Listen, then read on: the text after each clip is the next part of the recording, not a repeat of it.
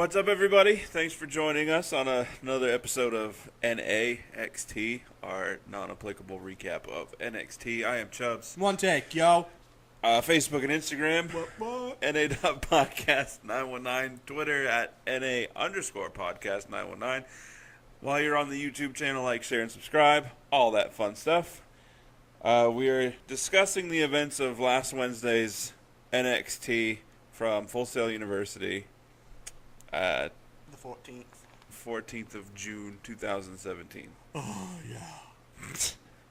I just want to say that, I mentioned it last week, I'm slowly being... Right? I am slowly becoming done with NXT. Good for you. Yeah, I mean, well, actually, with WWE in general, it's... I am more so with the main roster with SmackDown and Raw than I am NXT because I'm still... If NXT was a little bit longer, I'd like it. Yes. Because since they only do it in hour increments, you have like weeks where you don't see wrestlers that you really want to see. Yeah. Like you said, that's kind of good because then you don't get, bored of or sick of seeing somebody, but it'd be one thing if it was like every other week. But it's usually like Drew McIntyre. You'll see him 1 week, not a week, then... And kind of the same with Alistair, so it's every other. But it's like when somebody comes in new, that's what they do. Yeah. But then, like Bobby Roode, he's been on the show, like video package-wise. Yeah. But he's actually only been on it once since the pay-per-view. And that was basically to comically make fun of Roderick Strong to set up that feud. I mean, he's essentially the Brock Lesnar of NXT. Except he's around. Yeah, he's at least in the building. Yeah, and they at least have him and the belt on the show each week. Right.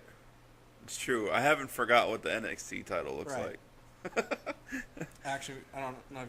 When I did the Raw episode, the Raw Authentic one, yeah, I said Brock came out wearing this strange attire belt. Yeah, what was that?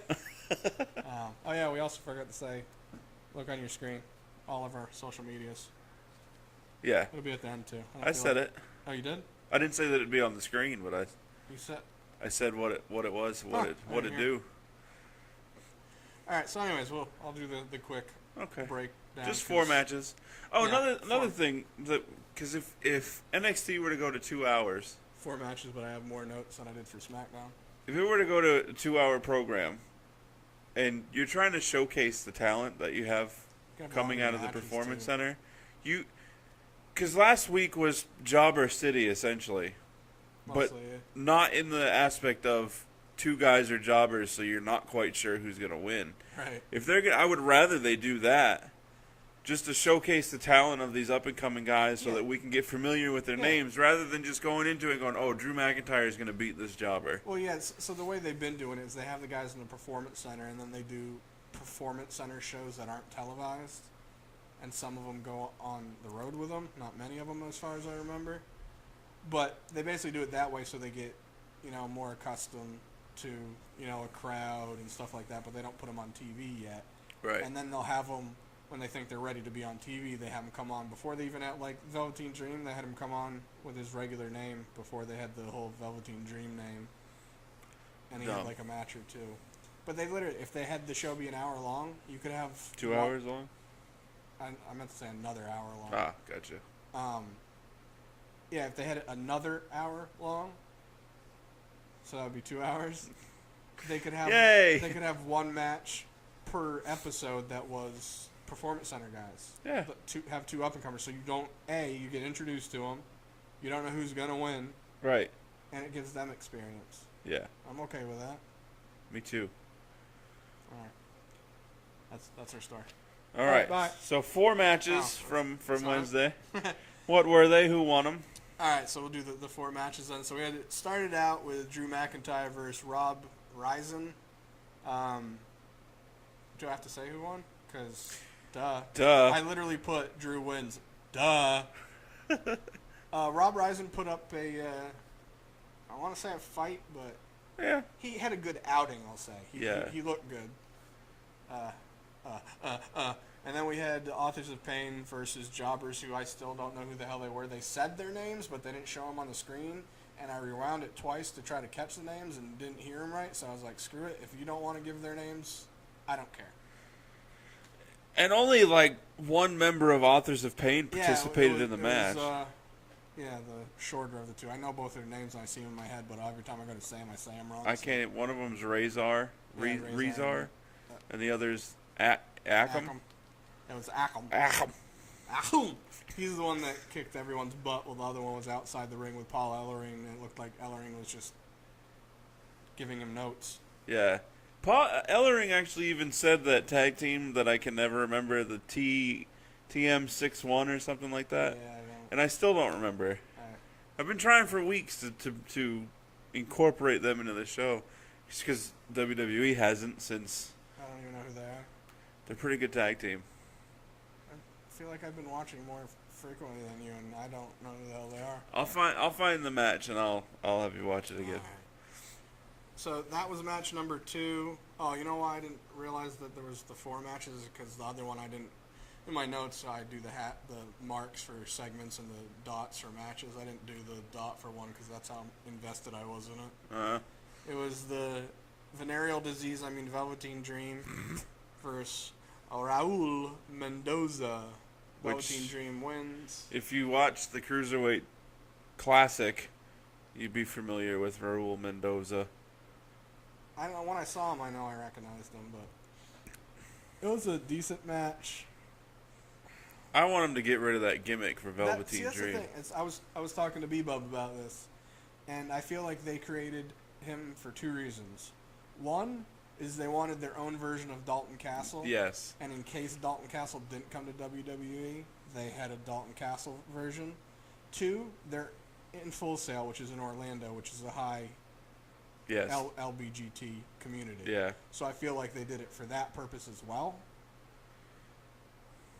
Obviously, I'm a heterosexual male, so what I say might not matter. But I'm the type of person where I can connect to stories. Yeah. I can connect to people whether or not... It's sort of like the people that say, well, I can't connect to that story because I'm white, they're black, or I'm black, they're white. That makes no sense to me. Right. Some of my most connected to stories and movies don't have a lot of Caucasians in them. Yeah. It has nothing to do with that. If I connect to a person and a story and a vibe, I do. It has nothing to do with that. So with that being said, Velveteen Dream is so off-putting to me. Like, Dalton Castle is flamboyant, but he's funny to me. Yeah. Like, the stuff he does is hilarious. It's gimmicky and funny. Right. Like his little hip thrust thing. Yeah. It's so funny, and the way everyone reacts to it and the other wrestlers react to it. He thrusts and it knocks them down. Yeah. It's hilarious to me. But Velveteen Dream just comes out, walks like a chick. Does the duck face. And sticks his chest out like a... I'm trying to not use certain words because I know how ignorant people are. And go, oh, you're saying that because he's black. No, I'm saying it because he's a human being, and that's what I think of. I correlate him along with... He's like a PG version of the Attitude Era Goldust. When Goldust when he left Terry and was with Luna. And that's what I'm trying to kind of give him some time to see how it evolves. But as of right now, like Goldust, when he was awkward, but you're like, where the hell are they going with this? Yeah. With Velveteen Dream, I'm just like, this isn't... Where the hell are they going with this? I'm just not entertained by it. Yeah. His elbow drop this week wasn't as good as last week. No, you totally missed it, too. His first one was pretty epic. Yeah. But yeah, he's decent in the ring, though. It's just the gimmick is just... He's like the male version of Naomi. Yeah, really athletic. Because that match did... I felt like this match, it looked like a sloppy match, but done sloppily intentionally. Almost like the AJ and Dolph, both their matches. Like, they were kind of sloppy, but they were done that way on purpose to make it look like it was a fight. Right. Opposed to a wrestling match. Not sloppy like William Regal versus Bill Goldberg back in the day where they told William to make it a 6-minute match. Yeah, they just had no idea what was going on. Alright, yeah, so there was that match, and then our main event was Asuka versus Ruby Riott versus Nikki Cross, which was an elimination triple threat. Triple threat match. Yeah. And technically, it wasn't a no DQ match. It was a no count out match. Well, I mean, triple threat rules, there's no disqualification. Well, the reason I say that is because when they were outside the ring, the ref wouldn't count. Yet, like you were saying, they would rope break. Yeah, 1, 2, 3, 4, break the hold. If there's no count outs, and right, they have no continuity with what they're doing. None. So either way, technically nobody won this match. Right. Nikki actually eliminated Ruby, which I was kind of surprised about. I was too, until I saw how it actually ended. Well, and how it ended, and I have other thoughts that I'll get to. But yeah, so either way, Nikki eliminated Ruby. Her finisher from putting her on her feet on the top rope, and that was pretty sweet. That looked really fluid. I liked it. So anyways, Nikki and Asuka go at it, and then they end up outside the ring, and the ref yells at them to get in the ring, which shouldn't matter. Yeah. But the ref ends up telling them ring the bell and rules it a no contest because the match was out of control. So cut to they're in the back beating the crap out of each other. It annoyed me so much. Yeah, I was because Nigel was it Nigel? Yeah, the referee unable to break these two up. And Tom it's Mike said a few things. Yeah, too, it's like, dude. well, they're not even trying. They're just standing 5 feet away, going, "Hey, you don't do that." Don't do that. Yeah, so they were they were outside of the arena, beating the crap at each other, throwing each other into the sliding doors. Then they were in the back where like some of like the makeup portion for the chicks area is. Yeah. And it almost looked like maybe they just did a really good job acting, but some of them literally were like, "What the fuck's going on?" Yeah. Oh, drop the F-bomb. We'll get away with it. It's not like we're getting revenue for this yet. It's not like anybody listens. Right? Thanks, listeners. 3 a.m. But yeah, so some of them literally were like, "What's going on?" Like, they looked confused opposed to like, "Oh no, I'm supposed to act surprised." Right. So they ended up working their way back to like the announcer's table in the ring.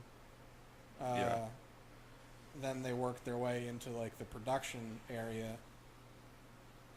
And it was funny. I knew that obviously it was part of the match, but you can always tell based on how the refs that are out there are reacting whether or not it's going to keep going. Yeah. Because it's supposed to be breaking apart, and then they're supposed to fight back to each other. The refs get in and they try to break them up. The refs are literally, there's like 4 or 5 and they're just yelling at them, but they're also pushing other people out of the way and making room for them and stuff. Yeah. So either way, they get onto the production area, which is, I want to say fenced off, but it's blocked off basically. Yeah. They get up on a table and then they're punching each other and whatnot, and Nikki cross bodies Asuka and they go through a pile of tables, which is pretty sweet. Yeah, it was I mean, it was a good match. Even the after the match part was. I'm wondering if they're gonna do like a steel cage at NXT. You haven't heard, then I take it. What? June 26th or 28th. It's a last woman standing match Between Nikki and Asuka? Yeah. For the belt? Yes. So on NXT. I think so. Yes. Okay. All right. Yeah, because they're not gonna have another pay-per-view until another main. Well, see, this is where Ember's gonna get involved. Eye on it. Yeah, she might. Because obviously it's no DQ if it's. She'll take out Nikki because she wants. Well, so my thought about this match is I feel like it's good for both Nikki. This is where when I saw Ruby was eliminated, I was like, really? But then after seeing how the match ended and them deciding to make it a last person standing, it made more sense. Because my thought process is by them doing that, Asuka's going to win. Yeah, Ruby could actually interfere and take out Nikki. She could too. Because I imagine it's going to be Ember and Asuka at TakeOver Orlando. I mean, Brooklyn. Brooklyn, yeah.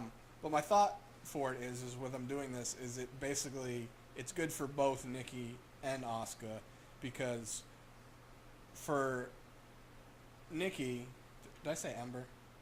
Okay, I said Nikki and Asuka.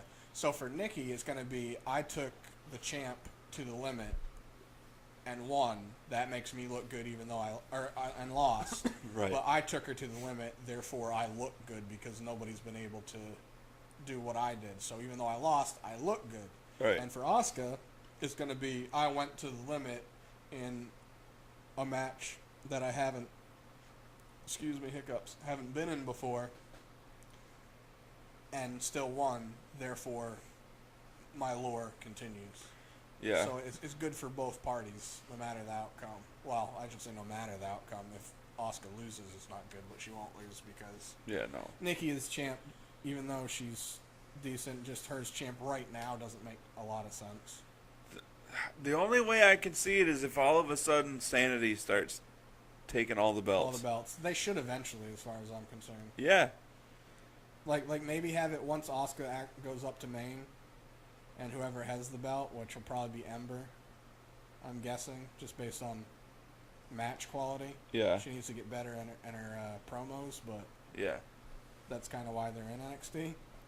And then have her have a feud with Nikki, and then Nikki wins it, and then have Sanity win the tag champs belts, Right. and then have Eric win the NXT championship.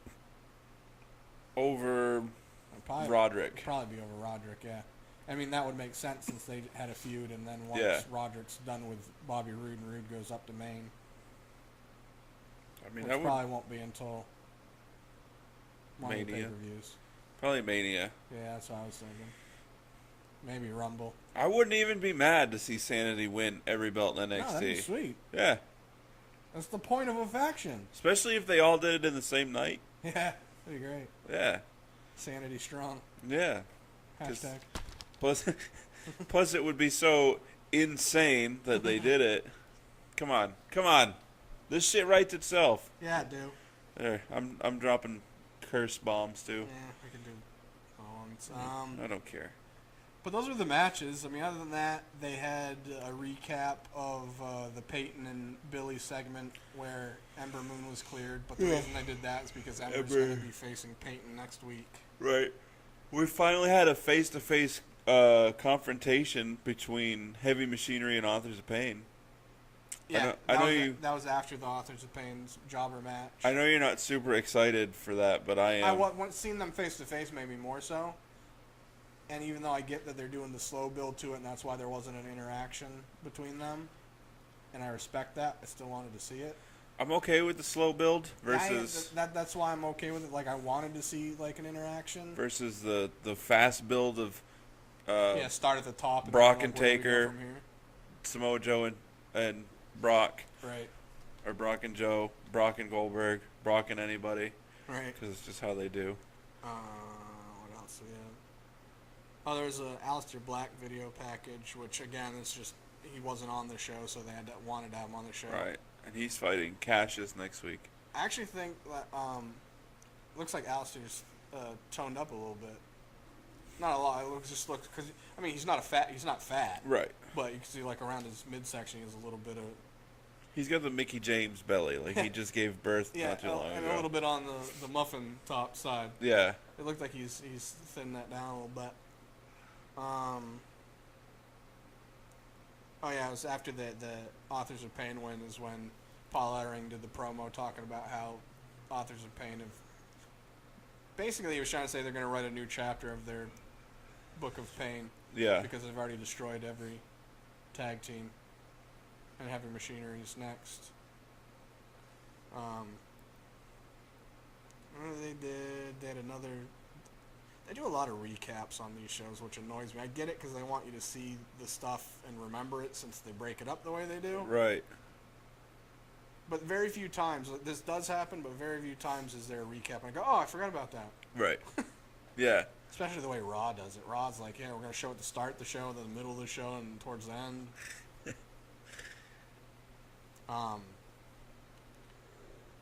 Yeah, so they had a recap of the Roderick Strong and Bobby Roode thing from last week where Roddy was doing his promo and Roode came out. Really pulling at the heartstrings, Roddy. I like Bobby Roode. I love Bobby Roode. Then they had a Sonya Deville video package, and she's going to have a match next week. It said She had a match next week. They didn't say who, so it's going to be against Jobber. the Jobber. Which is weird because she had a match against what's her name? Lacey Evans. Yeah. Yeah. So it's like they're going backwards. It's like, all right, we're going to have two people that are coming back up because they've both been on the roster for quite a while. I hope it's Sarah Logan. Oh, yeah, I bet you do. Yeah, they did a Hideo, Wani Lorcan, that's Oni, and the Cassius Ohno recap from last week where Cassius came up and stopped Hideo from completely murdering Wani. Right.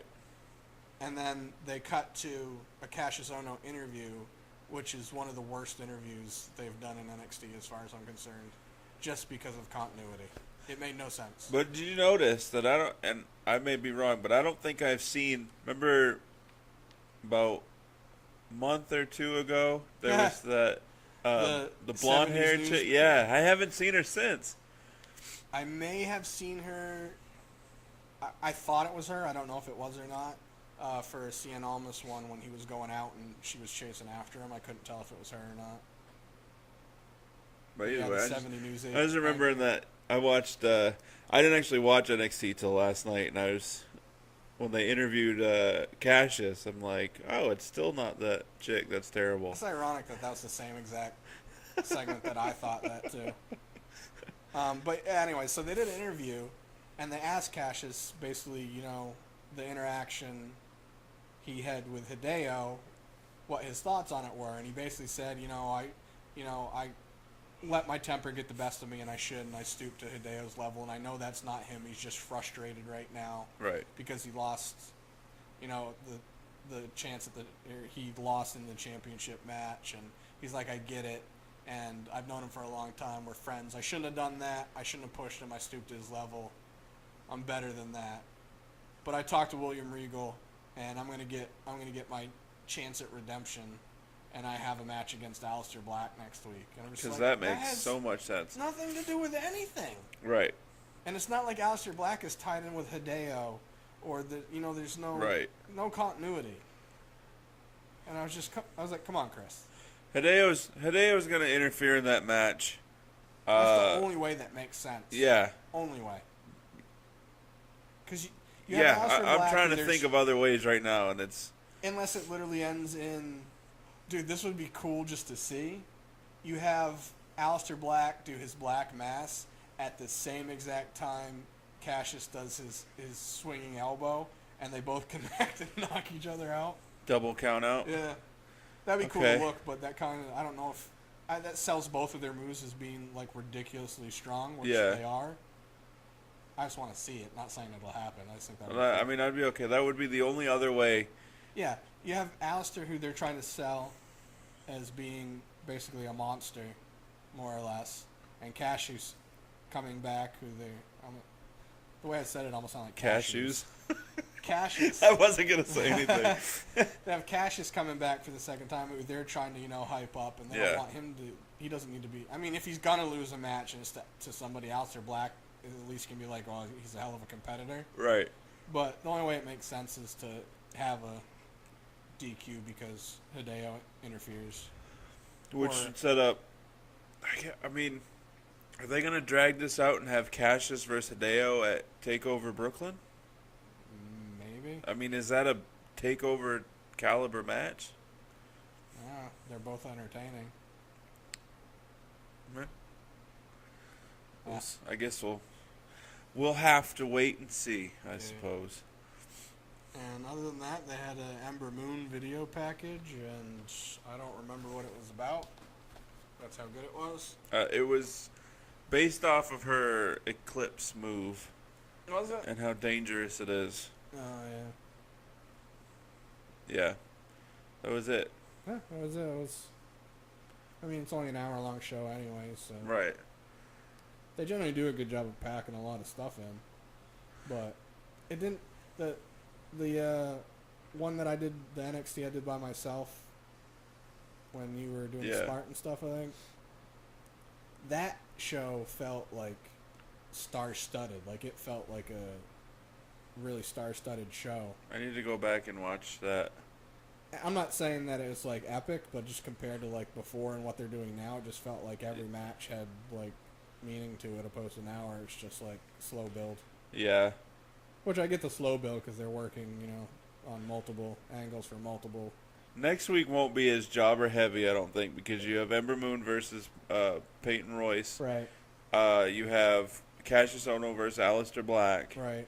And then Sonya Deville versus Jobber. Yeah, so they have the one jobber match. And then there'll probably be another match of some sorts. Yeah, because I don't expect the Sonya Deville one to be that long of a match. No. Especially since they're trying to sell her as a heavy striker MMA chick. Yeah. Well, I got nothing else anymore. That's all I got. Okay, Cool. bye. Facebook, Instagram, NA.podcast919, Twitter, NA_podcast919. Like, share, and subscribe on the YouTube channel. It'll be on the screen and all that stuff. So, check it out. Deuces. Yeah. Double deuces. Bye.